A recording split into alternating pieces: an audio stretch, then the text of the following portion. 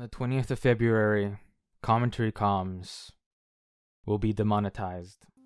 On January 16th, YouTube published a blog post on their creator blog detailing their new rules for qualifying for monetization. Starting today, we're changing the eligibility requirement for monetization to 4,000 hours of watch time within the past 12 months and 1,000 subscribers. And Commentary Comms, as of recording, has 2,170 hours of watch time and 565 subscribers. So of course, at this rate, we will not be qualifying for monetization by the 20th of February deadline.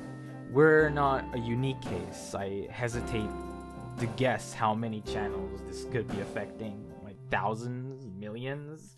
This move by the company has been met with a lot of backlash, some going so far as to claim this as a doomsday scenario for lesser known channels, fears of not being monetized making it much more difficult for smaller creators to get their footing, while big channels who arguably cause the brunt of the problem get away with what amounts to just a slap on the wrist. I'm of course talking about all the controversies for leading up to the adpocalypse. What a fucking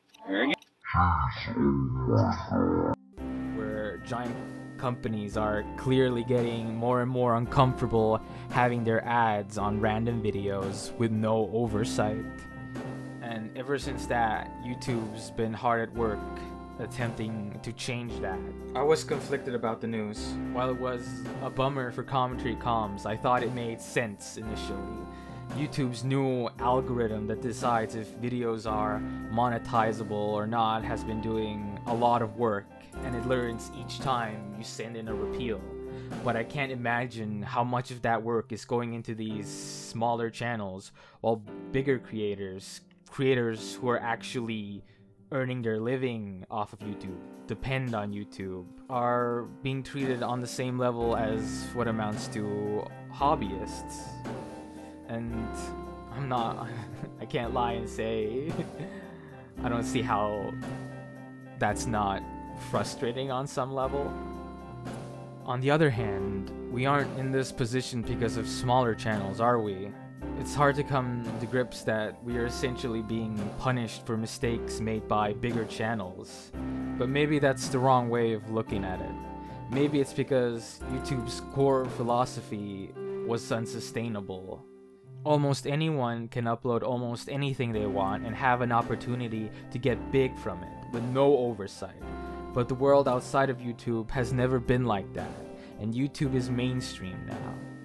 Jake Paul can get fired from a Disney Channel show and just brush it off because the next day he has 5 million views on a video. Your kids want Logan Paul to show up to their birthdays. Like, that's an anecdote I heard from my mom, who doesn't even know what YouTube is. We live in Estonia. What, like, that's nothing. And PewDiePie has books and is on your cartoons. And the worst is that YouTubers have gotten to the level of notoriety that obsessive, dangerous fans can end up causing a lot of harm to them. These kids have to have security now.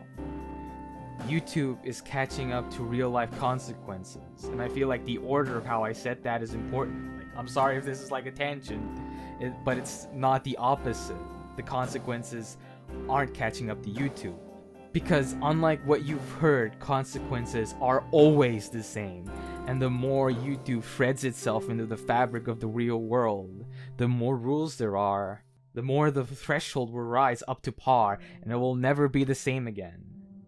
And jumping ship to a new website that's more libertarian will not solve this in the long run.